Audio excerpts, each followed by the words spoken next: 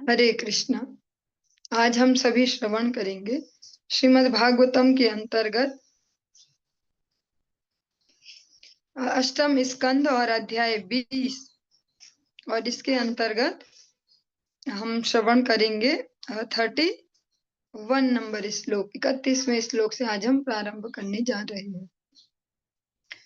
ओम नमो भगवते वासुदेवाय। ओम नमो भगवते वासुदेवाय। ओम नमो भगवते वासुदेवाय। भगवान वामन देव ने जब अपना विराट स्वरूप त्रिविक्रम स्वरूप जिसको कहते हैं, जब वो बलि महाराज को दर्शन करवाया, उस स्वरूप की यहाँ पर वर्णन हम सुन रहे हैं। पर्जन्य घोषो जलजः पांचजन्यः कौमोदकी विष्णुगदातरश्विनी विद्याधरो अशिह सच्चंद्रयुक्तस्तूर्णोत्तमावक्ष यसाय कौच। बादल जैसी गर्जना करने वाला श्री भगवान का पांचजन्य नामक शंख, अत्यंत वेगवान कौमुदकी नामक गदा, विद्याधर नामक तलवार, सैकड़ों चंद्रमा जैसे चिन्हों से अलंकृत ढाल एवं तरकसों में सर्वश्रेष्ठ अक्षय सायक, ये सभी श्री भगवान की स्तुति करने के लिए एक साथ प्रकट हुए। सुनंद मुख्या उपतस्थुरीशं पार्षद मुख्याः सह लोकपालाः स्फुरत् किरीटांग दमीन कुंडलः श्रीवत्सरत्नोत्तम मेखलांबरः मधुव्रतश्रग वनमालयावृतो रराज राजन् भगवानुरुक्रमः क्षितिं पदैकेन बलैर्विचक्रमे नभः शरीरेण दिशश्च बाहुभिः। सुनंद तथा अन्य प्रमुख पार्षदों के साथ साथ विभिन्न लोकों के प्रधान देवों ने श्री भगवान की स्तुति की, जो चमकीला मुकुट, बाजूबंद तथा चमकदार मकराकृत कुंडल पहने हुए थे। श्री भगवान के वक्षस्थल पर श्री वत्स नामक बालों का गुच्छा और दिव्य कौस्तुभ मणि थे। वे पीत वस्त्र पहने थे जिसके ऊपर कमर की पेटी बंधी थी। वे फूलों की माला से सज्जित थे जिसके चारों ओर भौरे मंडरा रहे थे। हे राजा, इस प्रकार अपने आप को प्रकट करते हुए अद्भुत कार्यकलापों वाले पूर्ण पुरुषोत्तम भगवान ने अपने एक पग से संपूर्ण पृथ्वी को, अपने शरीर से आकाश को और अपनी भुजाओं से समस्त दिशाओं को ढक लिया।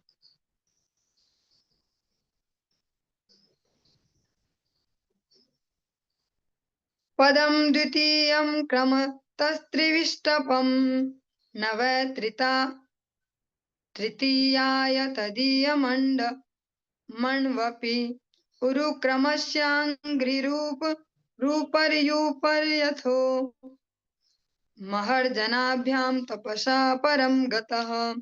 जब श्री भगवान ने अपना दूसरा पग भरा तो उसमें सारे स्वर्ग लोक आ गए और अब तीसरे पग के लिए रंच मात्र भी भूमि न बची, क्योंकि श्री भगवान का पग महरलोक, जनलोक, तपोलोक, यहाँ तक कि सत्यलोक से भी ऊपर तक फैल गया।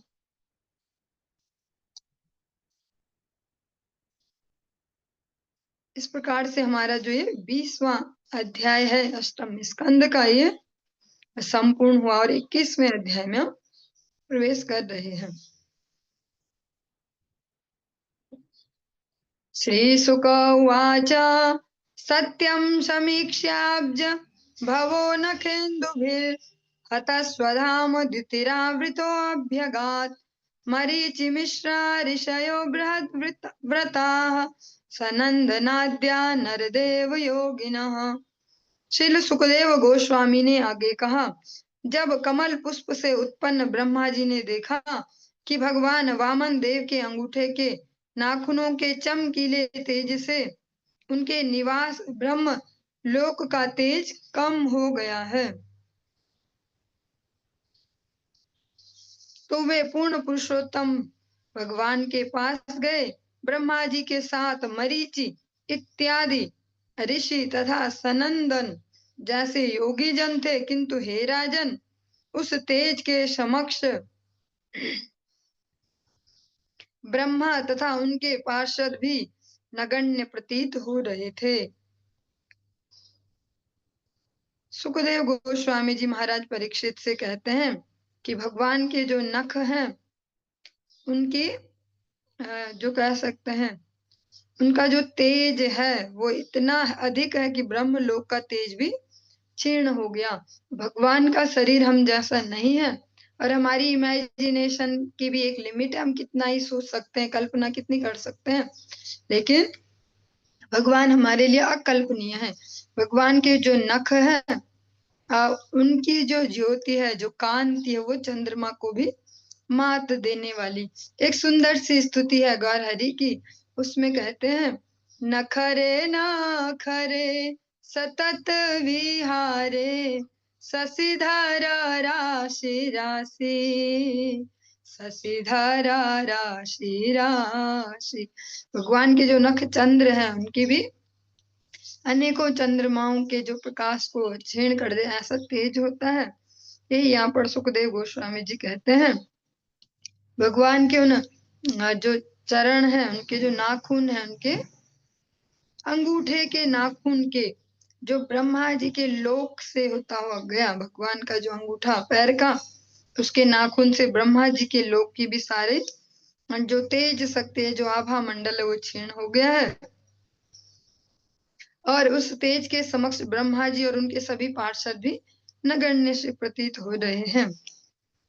वेदोपवेदा नियमायमान्वितास् तर्के इतिहासांग पुराण संहिताः ये चापरे योग समीर दीपित ज्ञानाग्निना रन्धित कर्म कल्मषाः वन्दिरे यत् स्मरणानुभावतः स्वायंभुवं धाम गता अकर्मकम् अथाग्रये प्रोन्नमिताय विष्णु रूपा हरत् पद्म भवो अर्हणोदकम् समर्च्य भक्त्या व्यग्रणाच्छुचिष्वा यन्नाभिपंके रुहसंभवः स्वयं।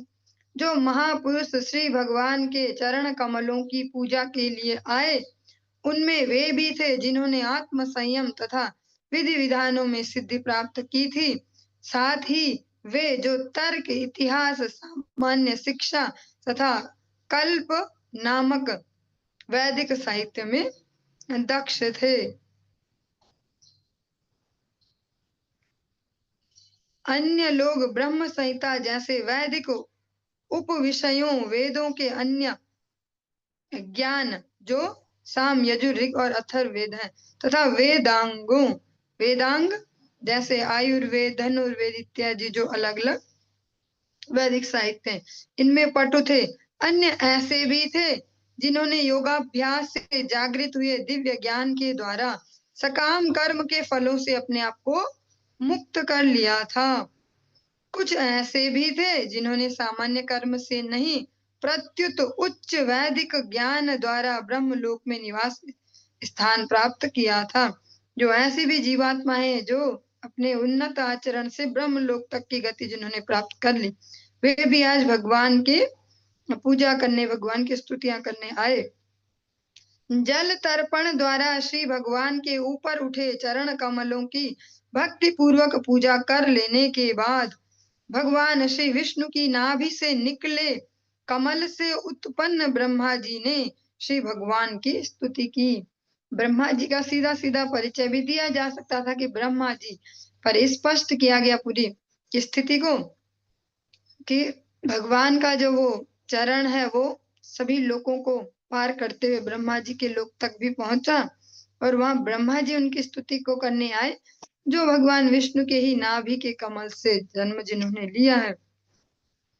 धातुः कमण्डलु जलम तदुरुक्रमस्य पादावने जन पवित्रतया नरेन्द्र स्वर्धुन्यभून्नभसि सा पतति निर्माष्टि लोकत्रयं भगवतो विश्वदेव कीर्तिः। हे राजन, ब्रह्मा जी के कमंडल से निकला जल अद्भुत कार्यों को करने वाले उरुक्रम भगवान वामन देव के चरण कमलों को धोने लगा। इस प्रकार यह जल इतना शुद्ध हो गया कि यह गंगा जल में परिणत होकर आकाश से नीचे बहता हुआ तीनों लोकों को शुद्ध करने लगा, मानो पूर्ण पुरुषोत्तम भगवान का विमल यश हो। ब्रह्मा जी ने भगवान के पाद प्रक्षालन करवाया और उसी से ही गंगा जी प्रवाहित होने लगी।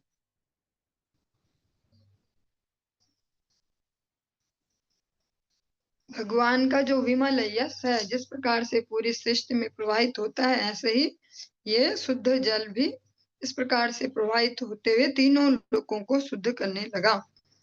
ब्रह्मादयो लोकनाथाः स्वनाथाय समादृताः सानुगा बलिमाजर्नुः संक्षिप्तात्म विभूतये। ब्रह्मा जी तथा विभिन्न लोकों के समस्त प्रधान देवता अपने उन परम स्वामी भगवान वामन देव की पूजा करने लगे, जिन्होंने अपने सर्वव्यापक रूप को छोटा करके अपना आदि रूप ग्रहण कर लिया था। उन्होंने पूजा की सारी सामग्री एकत्रित की। तो यह समर्हणः श्रग्भिर्दिव्यगन्धानुलेपनैः धूपैर्दीपैः सुरभिर्लाक्षा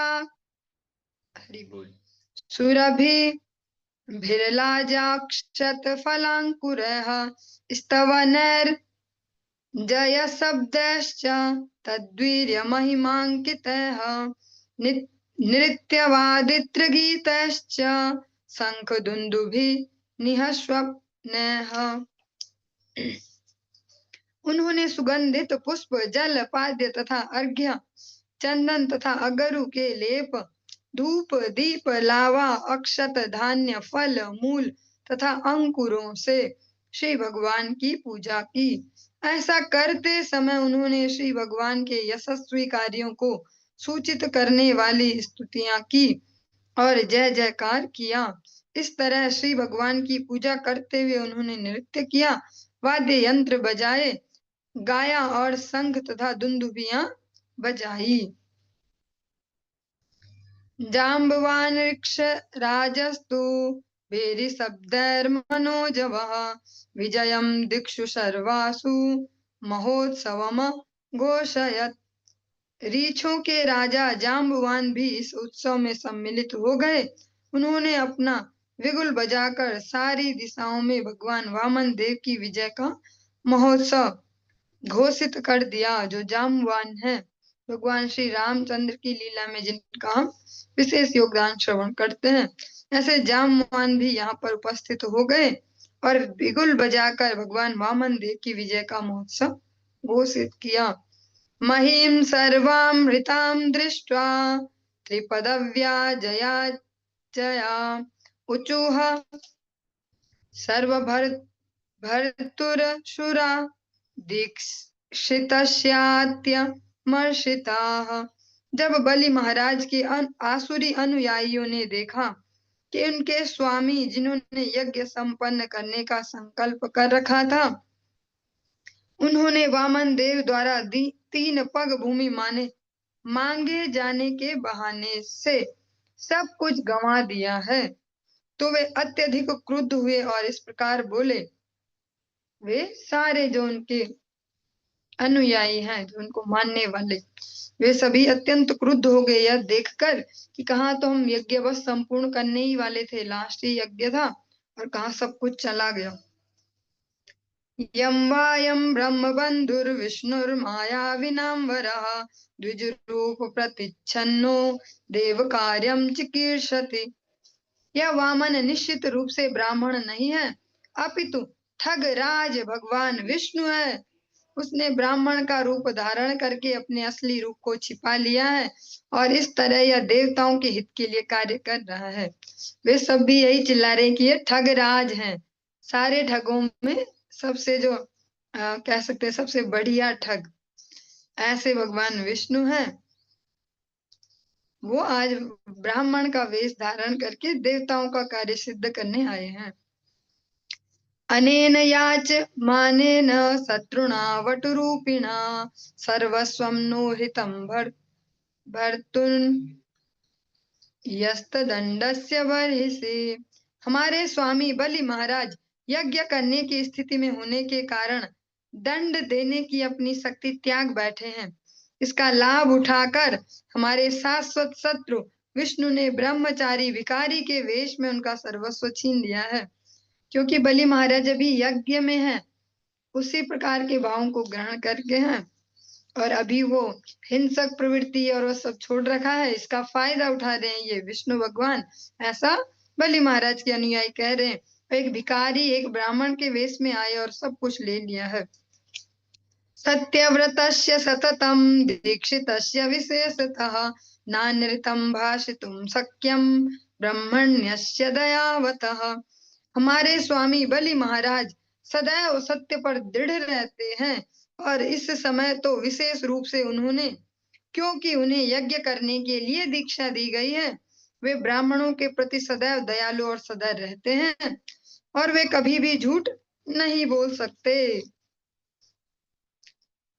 तस्मादस्य वधो धर्मो भर्तुः शुश्रूषणं च नः इत्यायुधानि जगृहुर्बले रनुचरासुराः। अतः इस वामन देव भगवान विष्णु को मार डालना हमारा कर्तव्य है, यह हमारा धर्म है और अपने स्वामी की सेवा करने का तरीका है। इस निर्णय के बाद बलि महाराज के आसुरी अनुयायियों ने वामन देव को मारने के उद्देश्य से अपने अपने हथियार उठा लिए। वो सभी सोचते हैं कि हमारे जो स्वामी है वे अभी अशक्त हैं, असमर्थ हैं, पर हम तो नहीं है ना, तो हम तो मार सकते हैं इसको, जिसने इतना बड़ा छल हमारे स्वामी के साथ किया है। सबने अपने अपने अस्त्र शस्त्र उठा लिए। ते सर्वे वामनं हन्तुं शूलपट्टिशपाणयः अनिच्छन्तो बले राजन् प्राद्रवजात मन्यवः। हे राजन, असुरों का सामान्य क्रोध भड़क उठा। उन्होंने अपने अपने भाले तथा त्रिशूल अपने हाथों में ले लिए और बलि महाराज की इच्छा के विरुद्ध वे वामन देव को मारने के लिए आगे बढ़े चले गए। तान भी द्रवतो दृष्ट्वा जानीकपान् नृप प्रहस्यानुचरा विष्णोः प्रत्यस्ये धनुदायुधाः।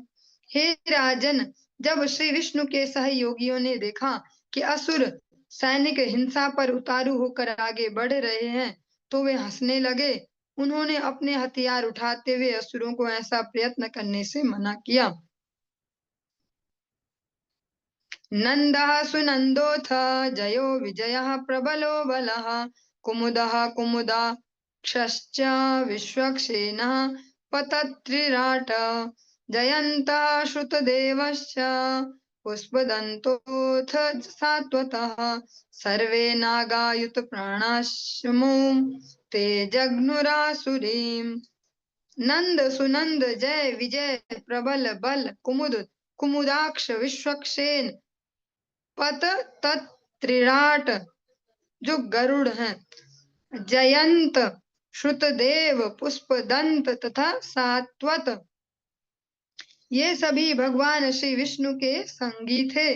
वे 10,000 हाथियों के तुल्य बलवान थे और अब वे असुरों के सैनिकों को मारने लगे। हन्यमानान् स्वकान् दृष्ट्वा वृषानुचरैर्बलिः वारयामास संरब्धान् काव्यशापमनुस्मरन्।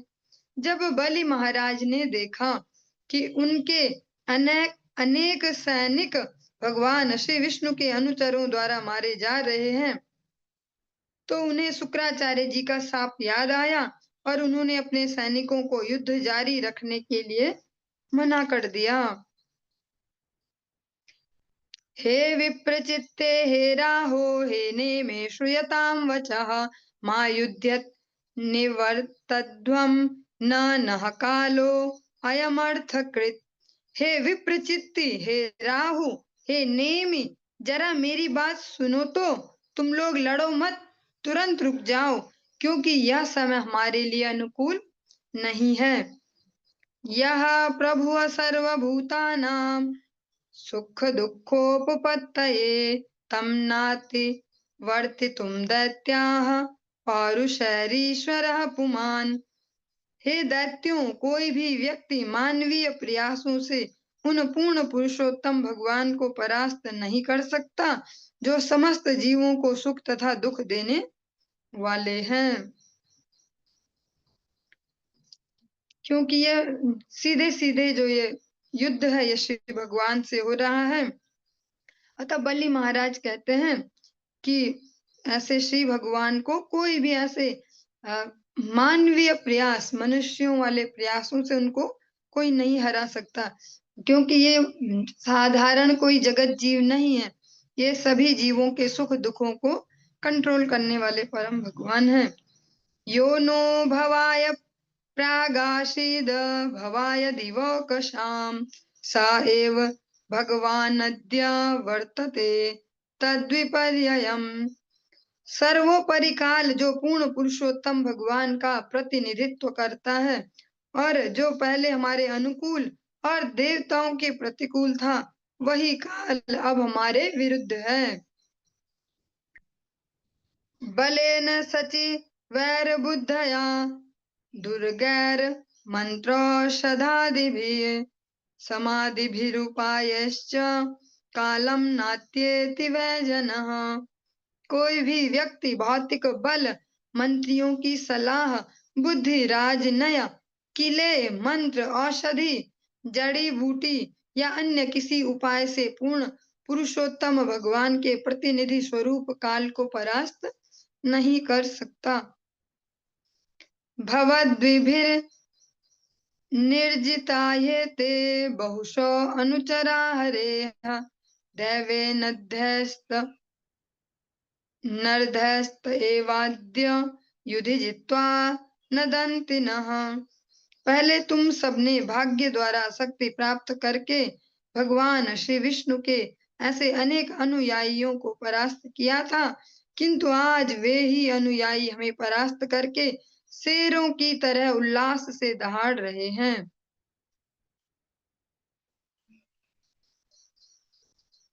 बलि महाराज जी उनको वास्तविक सच्चाई बताते हैं कि जो दैव है, जो हार जीत के जो प्रमुख कारण होते हैं उनमें से सबसे अधिक बलवान है दैव। न च दैवात परम बलम। और बलि महाराज जी इसको ही समझ रहे हैं कि जब हमारे अनुकूल था दैव, जब ये समय हमारे अनुकूल था तो हमने विजय पाई। आज प्रतिकूल है तो जिनको हमने परास्त किया था आज वही हमारे लिए शेरों की तरह बन गए हैं, हम उन्हें परास्त नहीं कर पाएंगे। एतान वयं विजेष्यामो यदि दैवं प्रसीदति तस्मात् कालं प्रतीक्षध्वं यो नोऽर्थत्वाय कल्पते। जब तक भाग्य हमारे अनुकूल न हो तब तक हम विजय प्राप्त नहीं कर सकेंगे। अतः हमें उस अनुकूल समय की प्रतीक्षा करनी चाहिए जब हम उन्हें पराजित कर सकेंगे। श्रीसुक उवाच पत्युर्निगदितं श्रुत्वा दैत्यदानवयूथपाः रसां निर्विविशु राजन् विष्णुपार्षद ताडिताः। श्रील सुखदेव गोस्वामी ने आगे कहा, हे राजन, अपने स्वामी बलि महाराज के आदेश के अनुसार दैत्यों तथा दानवों के सारे सेनापति ब्रह्मांड के निचले भागों में प्रविष्ट हुए, जहाँ उन्हें श्री विष्णु के सैनिकों ने खदेड़ दिया था। अथ त्राक्ष्य सुतो ज्ञात्वा विराट प्रभु चिकीर्षितं बबन्ध वारुणः पाशैर् बलिम सूत्ये अहनिक्रतो। तत्पश्चात यज्ञ समाप्त हो जाने के बाद सोमपान के दिन पक्षीराज गरुड़ ने अपने स्वामी की इच्छा जानकर बलि महाराज को वरुण पास से बंदी बना लिया। जो गरुड़ जी हैं भगवान के नित्य संगी हैं, अतः हमेशा जानते हैं भगवान के मन में कब कौन सी इच्छा है। और बलि महाराज की सहिष्णुता, जो सहन शक्ति है, उसको जगत में प्रकाशित करने के लिए आज उन्होंने उन्हें बंदी बना लिया। जो भी हम प्रतिकूलताएं देखते हैं इस जगत में, अगर गुरु वैष्णव के पास से समझ पाएंगे तो जान पाएंगे धीरे धीरे जीवन में अग्रसर होते हुए कि जिसको भी हम प्रतिकूलता कहते हैं, परेशानी कहते हैं, वो वास्तव में सबसे बड़ी कृपा होती है भगवान की। उसमें हम अपनी असली पोटेंशियल जान पाते हैं, उसमें संबंधों की वास्तविकता समझ पाते हैं, समय की जो महत्ता है उसको जान पाते हैं, सहन शक्ति को भी डेवलप कर पाते हैं, धैर्य को बढ़ा पाते हैं। आज बलि महाराज की जो सहन शक्ति है, जो धैर्य है, उसको जगत में प्रकाशित करने के लिए गरुड़ जी ने उन्हें बंदी बना लिया। सुदामा जी जब द्वारिका में जाते हैं, भगवान उन्हें सब कुछ ही दे देते हैं। उस 1-2 दिन के अंतराल में ही उन्हें अपने सिंहासन पर, अपने पलंग पर, सब जगह इस प्रकार से आदर सत्कार देते हैं। वापस जाने की जब बात हुई, फिर से उनको उनकी ही फटी धोती पहनाई, सब कुछ वैसे ही उनको उसी हाल में वापस भेजा ताकि समस्त जगत देख पाए कि ये इकलौता ऐसा मनुष्य है जो यहाँ पर आया, जैसा आया वैसा ही जा रहा है। भगवान सुदामा जी की यहाँ पर महिमा को प्रकाशित करना चाहते हैं।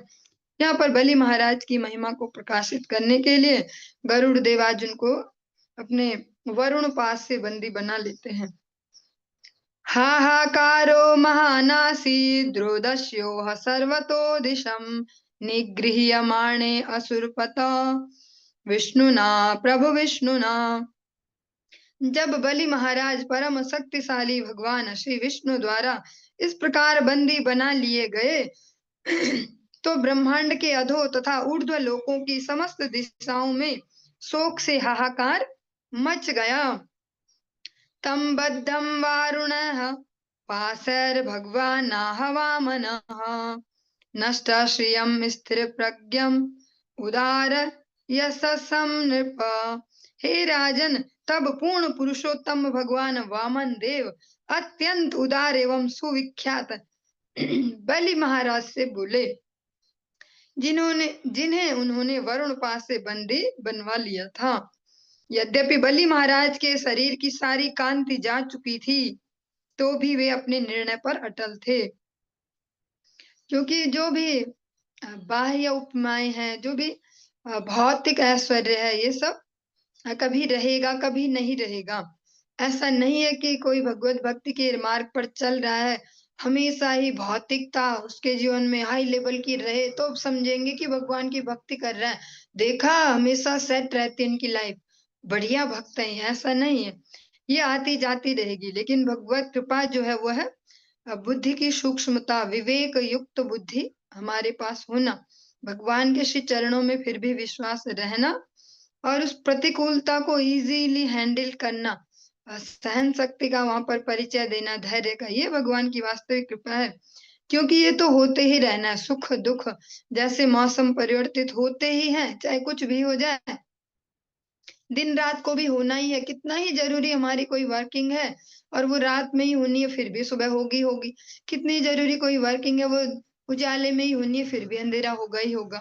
हाँ, ऐसे जीवन में सब आते जाते रहेगा, भौतिकता ऊपर नीचे सब चलते रहेगा। लेकिन यहाँ पर बलि महाराज की भी जो ये शारीरिक कांति है, जो भौतिक ऐश्वर्य, वो जा चुका है, मलिनता है, किंतु निर्णय की जो क्षमता है अभी भी उस पर अडिग है, अटल है। अभी ये नहीं बोल रहे वो कि चलो दो वापस, तुमने ऐसा किया, तुमने वैसा किया। बलि महाराज यहाँ पर स्थिर प्रज्ञम, वो अपने निर्णय पर अटल है अभी भी।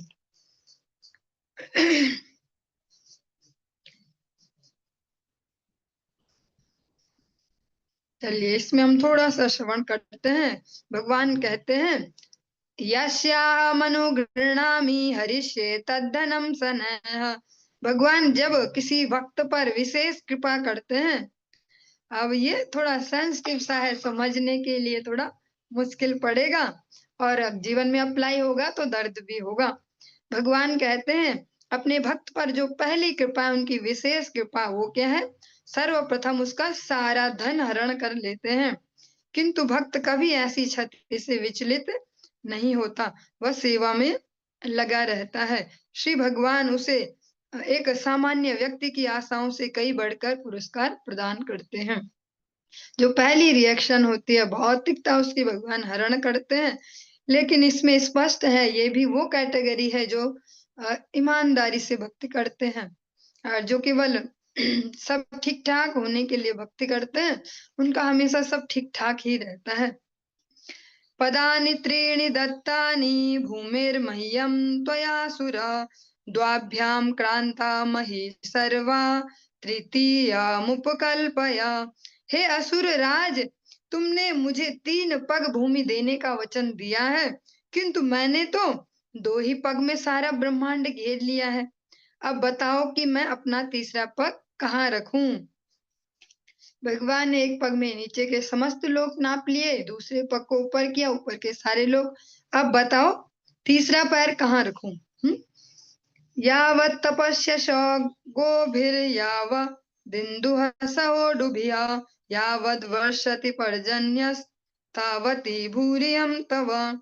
जहां तक सूर्य तथा तारों सहित चंद्रमा चमक रहे हैं, और जहां तक बादल वर्षा करते हैं, वहां तक ब्रह्मांड की सारी भूमि आपके अधिकार में है।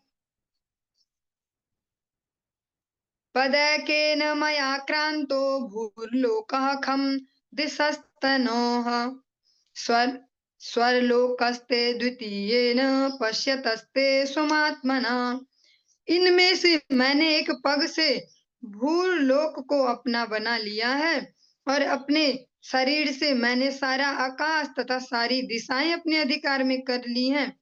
तुम्हारी उपस्थिति में ही मैंने अपने दूसरे पग से उच्च ग्रह मंडलों को अपना बना लिया है। प्रतिश्रुत मदातुस्ते निरये वासयिष्यते, विषत्वं निरयं तस्माद् गुरुणा चानुमोदितः। चूंकि तुम अपने वचन के अनुसार दान देने में असमर्थ रहे हो, अतएव नियम यह कहता है कि तुम नरक लोक में रहने के लिए चले जाओ। इसलिए अपने गुरु शुक्राचार्य जी के आदेश के अनुसार अब तुम नीचे जाओ और वहां रहो, क्योंकि शुक्राचार्य जी ने यही तो बोला कि अब तुम्हें नरक में ही वास करना होगा, तुमने मेरी अवज्ञा की है। वृथा मनोरथस्तस्य दूरः स्वर्गः पतत्यधः, प्रतिश्रुतस्य दानेन यो अर्थिनं विप्रलम्भते। जो कोई भिखारी को वचन देकर ठीक से दान नहीं देता, उसका स्वर्ग जाना या उसकी इच्छा पूरी होना तो दूर रहा, वरन वह नारकीय जीवन में जा गिरता है। जो वचन दे कि मैं ये दूंगा, और वो उसको पूर्ण ना करे, तो उसको नारकीय जीवन में जाना पड़ता है। विप्रलब्धो ददामीति त्वयाहं चाढ्यमानिना, यद्व्यलीकफलं भुक्ष्व निरयं कतिचित् समाः। अपने वैभव पर वृथा गर्वित होकर तुमने मुझे भूमि देने का वचन दिया, किंतु तुम अपना वचन पूरा नहीं कर पाए। अतएव अब तुम्हारे वचन झूठे होने के कारण तुम्हें कुछ वर्षों तक नारकीय जीवन बिताना होगा।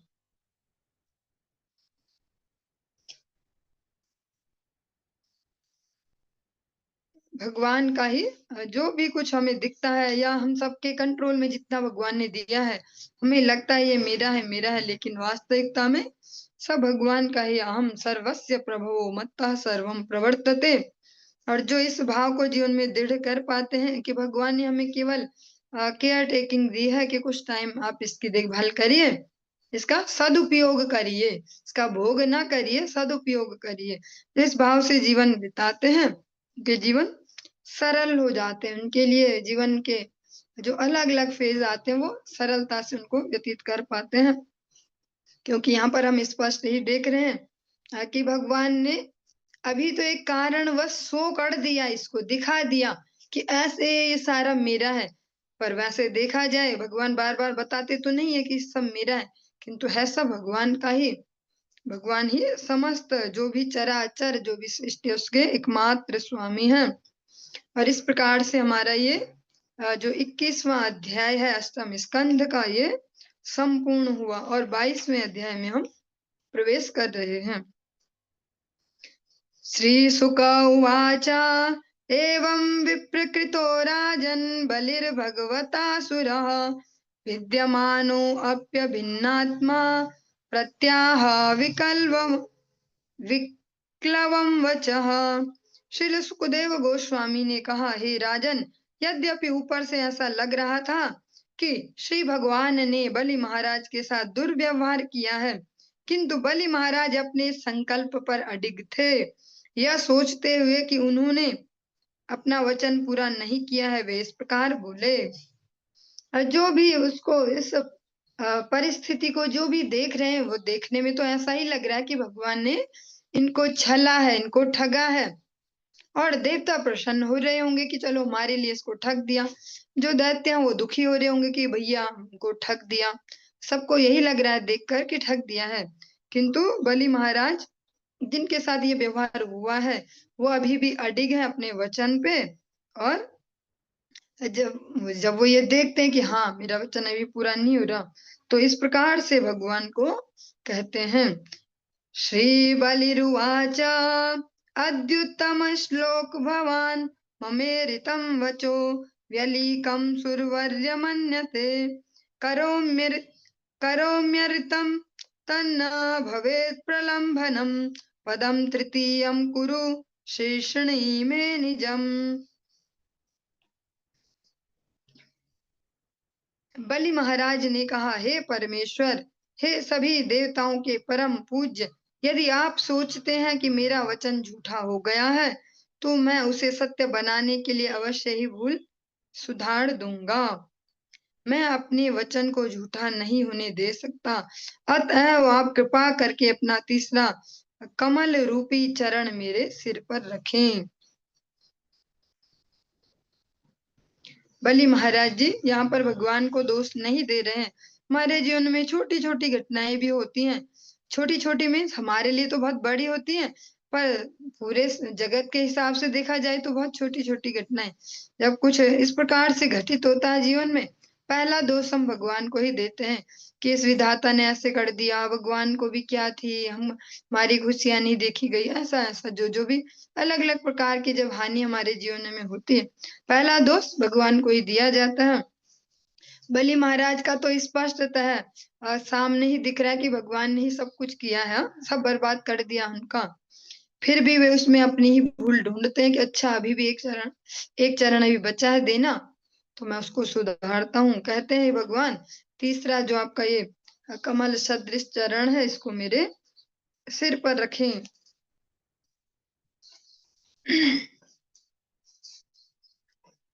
विभेमिनाहं निर्यात पदच्युतो न पाशबन्धाद् व्यसनात् दुरत्ययात् नैवार्थकृच्छाद् भवतो विनिग्रहाद् साधुवादाद् वृषमुद्विजे यथा। मैं अपनी सारी संपत्ति से वंचित होने, नारकीय जीवन बिताने, गरीबी के लिए वरुण पास द्वारा बांधे जाने या आपके द्वारा दंडित होने से उतना भयभीत नहीं होता हूँ जितना कि मैं अपनी अपकीर्ति से डरता हूँ। बलि महाराज जी कहते हैं कि जो जो भी आपने कंडीशन बताए उन सब से मैं नहीं डरता हूँ। मैं सबसे ज्यादा भयभीत हूँ अपकीर्ति से, क्योंकि मेरी अपकीर्ति होगी तो मेरे सारे वंश की भी अपकीर्ति होगी। और इतना सुंदर जो वंश है, प्रहलाद महाराज जी जैसे भगवत भक्त जिस वंश में, उसकी भी अपकीर्ति हो जाएगी। अतः मैं अपकीर्ति से सबसे ज्यादा डरता हूँ। पुंसां श्लाघ्यतमं मन्ये दण्डमर्हत्तमार्पितम् यं न माता पिता भ्राता सुहृदश्च सुहृदाश्च सुहृदश्चादिशन्ति। यद्यपि कभी कभी किसी व्यक्ति के पिता माता भाई या मित्र उसके हितैषी होने के कारण उसे दंडित कर सकते हैं, किंतु वे कभी भी अपने आश्रित को इस प्रकार दंडित नहीं करते। किंतु आप परम पूज्य श्री भगवान हैं, अतएव आपने मुझे जो दंड दिया है उसे मैं अत्यंत प्रशंसनीय समझता हूँ। जो भी संबंध है वे थोड़ा थोड़ा कुछ दंड दे सकते हैं, पर बलि महाराज जी कहते कि इतना बड़ा दंड वे भी नहीं दे सकते।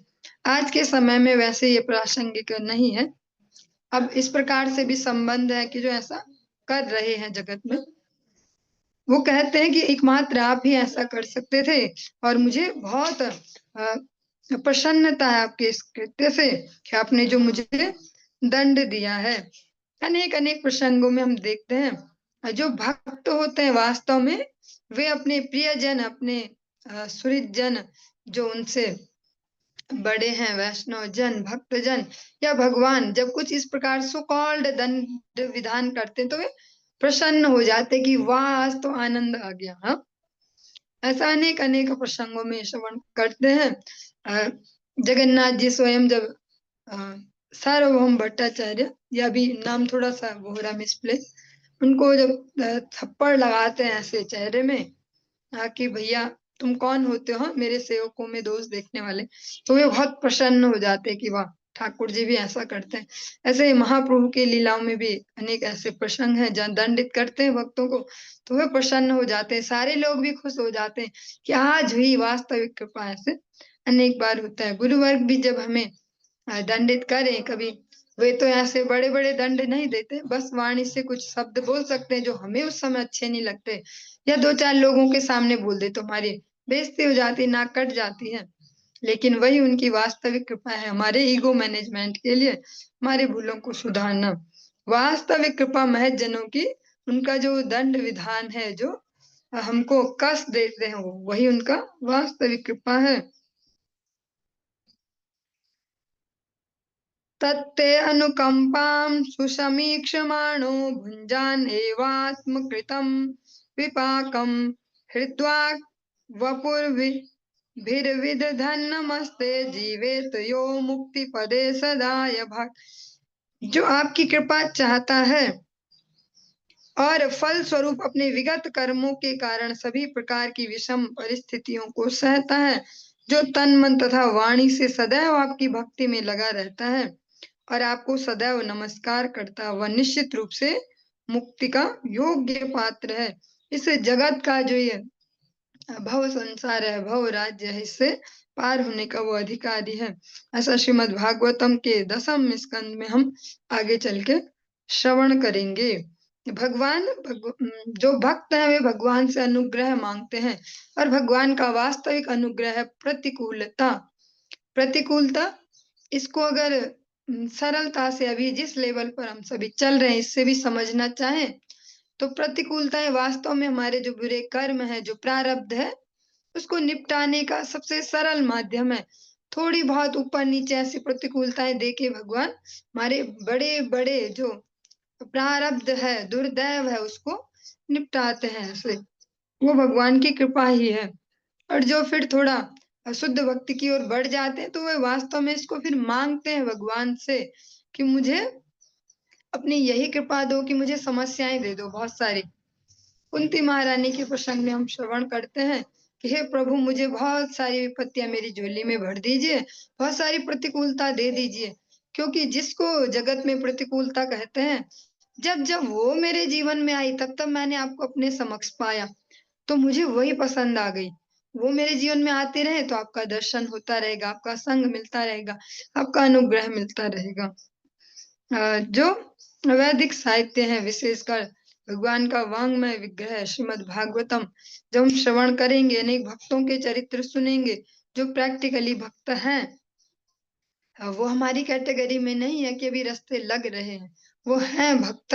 जब उनके आचरण सुनते हैं तो समझ पाते कि हाँ, समस्याएं तो सबके जीवन में आती हैं, पर उसमें भी कैसे हमें धैर्य रख पाना है और एक सूक्ष्मता से उसका अवलोकन कर पाना है। क्योंकि अभी केवल हम एक मनुष्य वाली कंडीशनिंग में है कि हम मनुष्य ही हैं। जैसे एक कुत्ता कुत्ते वाली कंडीशनिंग में ही हमेशा रहता है कि मैं कुत्ता ही हूँ, हाँ। और एक सुअर सुअर वाली कंडीशनिंग में ही है, कितना ही नला धुला दो, ठीक ठाक कर दो, फिर नाली में ही जाके गिरेगा, क्योंकि वो तो सुअर है, उसने मान ही लिया कि मैं सुअर हूँ और मुझे नाली में ही रहना। सब मनुष्य वाली जब इसमें ही घुसे पड़े हैं, और हमारे सही गलत इस सब की अपनी अपनी कंडीशनिंग है कि बढ़िया लाइफ किसको बोलते हैं, सुंदर जीवन किसको बोलते हैं, जिसमें कोई गड़बड़ ना हो, जिसमें कोई परेशानी ना हो। जबकि वास्तव में अगर सोचा जाए व्यवहारिकता में, तो ऐसा कैसे हो सकता है? क्या कोई हर दिन तीनों चारों टाइम जितनी बार भी वो भोजन करे, क्या वो मीठा मीठा ही खा लेगा? या इस प्रकार से तो हो नहीं पाएगा। तो ऐसी कोई जीवन की कल्पना निरर्थक ही है कि जिसमें सारी अनुकूलता ही अनुकूलता हो। तो जो इसको इस वे में समझ पाते हैं और भगवत भक्ति में दृढ़ रह पाते हैं, वही भगवत सेवा भक्त सेवा के अधिकारी बन पाते हैं, उनको ही अधिकार प्राप्त हो पाता है। बहुत सुंदर सा जब गौर हरि का संकीर्तन किया जाता है, श्रेष्ठ श्रेष्ठ वैष्णव गण गुरुजन इस प्रकार से गाते हैं, सेवा अधिकार दियो निताई गौरांगो। आप सेवा का अधिकार दें, सेवा का अधिकार प्राप्त करना होता है। ऐसा नहीं है कि हम में इतना जोर है कि हम कर लेंगे, हमें तो हम पे पैसे भी हैं, शरीर भी ठीक है, ऐसा ऐसा सेवा में सभी नहीं लग सकते। वो अधिकार प्राप्त करना होता है, भक्त जनों की अनुगत्य में रह के उनकी कृपा से सेवा अधिकार प्राप्त होता है। और उसके लिए योग्य भगवान ऐसे ही बनाते हैं, अनुकूलता प्रतिकूलता, ठंडा गरम बना के मजबूत करते हैं, तभी कोई वास्तव में सेवक बन पाएगा। सेवक होना इतना इजी नहीं है। त्वं नूनं सुराणां नः परोक्षः परमो गुरुः यो नो अनेक मदान्धानां बिभ्रंशं चक्षुरादिशत्। चूंकि आप श्री भगवान हम असुरों के अप्रत्यक्ष रूप से महानतम शुभ चिंतक हैं, अतः आप हमारे सर्वोच्च कल्याण के लिए ऐसे कर्म करते हैं जैसे कि आप हमारे शत्रु हों। चूंकि हम जैसे असुर सदैव मिथ्या प्रतिष्ठा का पद पाने की महत्वाकांक्षा करते हैं, अतः आप हमें दंडित करके हमारे ज्ञान चक्षु खोलते हैं, जिनसे हम सन्मार्ग देख सकें। बहुत ही सूक्ष्म विचारधारा है ये बलि महाराज की, और हम अपने जीवन में भी प्रैक्टिकली इसको अप्लाई करेंगे तो सरल जीवन जी पाएंगे। बलि महाराज जी कहते हैं अप्रत्यक्ष रूप से, हाँ, प्रत्यक्ष रूप से नहीं, ऐसे सीधे सीधे नहीं कि भगवान जी बोले कि बस असुर मुझे बहुत पसंद है, असुरों की तो मैं बहुत हेल्प करूंगा, उनको मैं एक उनके मंगल पथ पर आगे बढ़ाऊंगा, ऐसे नहीं। वो इनडायरेक्टली, आप इनडायरेक्टली हमारे वास्तविक हितैषी हैं। जब भी हम कोई गलत इच्छा करते हैं, आप हमें दंडित करके फिर से हमारी आंखें खोल देते हो, हाँ, फिर से हमें कह सकते हैं हमारे गुब्बारे की हवा फुस कर देते हो। आप वो सो कॉल्ड दंड देके जिससे हम सही पथ पर चल पाए। और ऐसे ही वास्तविक हितैषी जो हमारे जीवन में है, वो वास्तव में वही है कि जो हमारी कमियों को ढूंढते रहते हैं रात दिन और बताते रहते हैं तुम ऐसे तुम वैसे, और हमें पसंद नहीं आते वो, क्योंकि स्वभाव नहीं है वैसा, हाँ। लेकिन श्रेष्ठ जन इसी प्रकार से कहते हैं, निंदक नियरे राखी आंगन कुटी छवा। और अन्य वचन में भी इस प्रकार से कहते हैं, साधो निंदक मित्र हमारे। अब वे जो इस प्रकार से हमारे लिए प्रतिकूल से दिखते हैं, जो वही वास्तव में हमारे लिए अनुकूल है। वे हमारी हवा फूस करते हैं गुब्बारे में जो भर जाती है, मैं ऐसा मैं वैसा मैं वैसा। वो अपने उन व्यंग बाणों से, उन तीरों से उन गुब्बारे की हवा को फुस करते हैं। फिर दो तरीके हमारे पास रिएक्शन के, या तो जो बलि महाराज के जो अनुयायी है उन्होंने किया कि झगड़ा करने चले जाओ वहां, और दूसरा तरीका बलि महाराज वाला है कि समझ पाए सूक्ष्मता से, अपनी जो कमियां उनको देखें, उनको दूर करें, और फिर जीवन के सही पथ पर अग्रसर हो पाए। चलिए इस प्रसंग को अभी हम यहीं पर ही विश्राम देंगे और इससे आगे कल की कक्षा में इसको कंटिन्यू करेंगे। हरे